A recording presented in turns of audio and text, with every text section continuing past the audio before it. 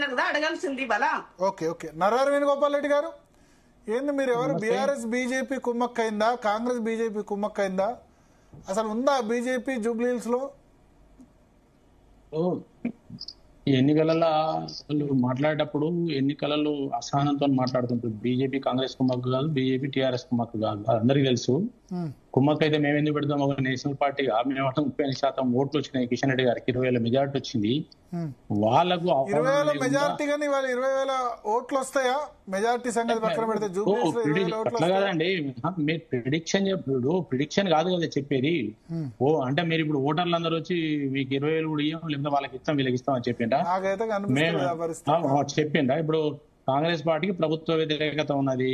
వాళ్ళు హిందూ ఓట్ల మీద నమ్మకం లేదు. హిందువుల వ్యతిరేకంగా దేశంలో రాష్ట్రంలో మాట్లాడుతున్నారు. మన ఏం మాట్లాడండి రేవంత్ రెడ్డి గారు?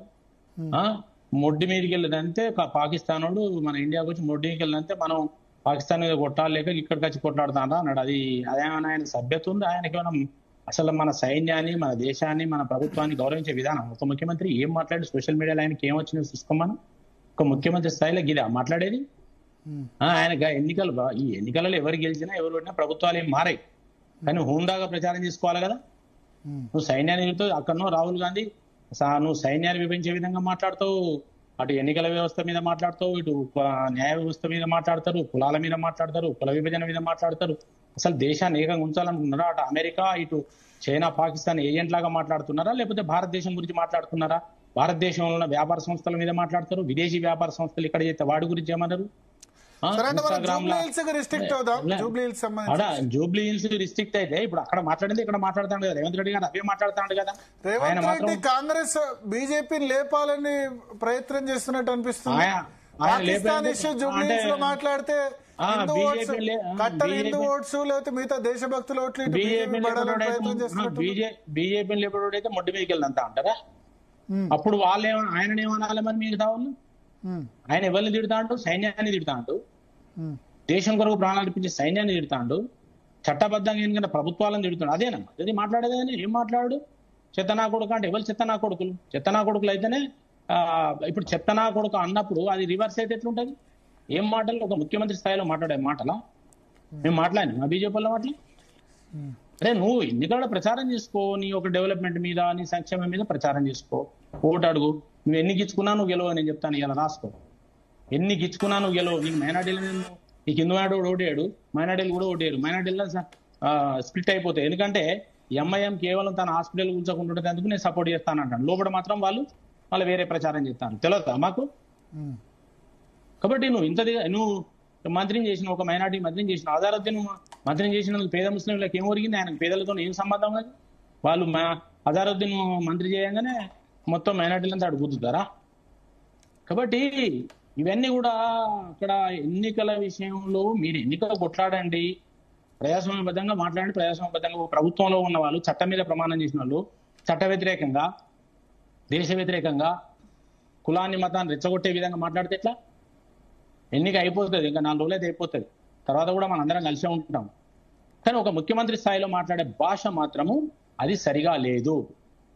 దాన్ని మాత్రం మేము తీవ్రంగా ఖండిస్తున్నాం. ఎన్నికలు ఏంటండి, రిజల్ట్స్ వస్తాయి, ప్రజలు వేస్తారు ఓటు, ప్రజాస్వామ్యం వాళ్ళు గెలుస్తారు, వాళ్ళు ఓడిపోతారు.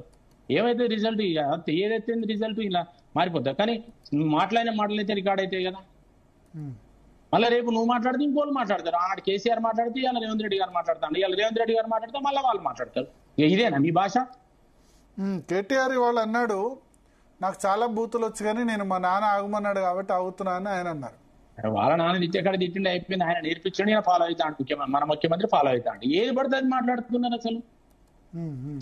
కాబట్టి వాళ్ళ ఎన్నిక ఏం జరుగుతుందో వాళ్ళకి తెలియదు. ఇప్పుడు ఇంద్రక చెప్పింది కదా ఆయన తిట్టడానికి ఓడిపోయాడు అని.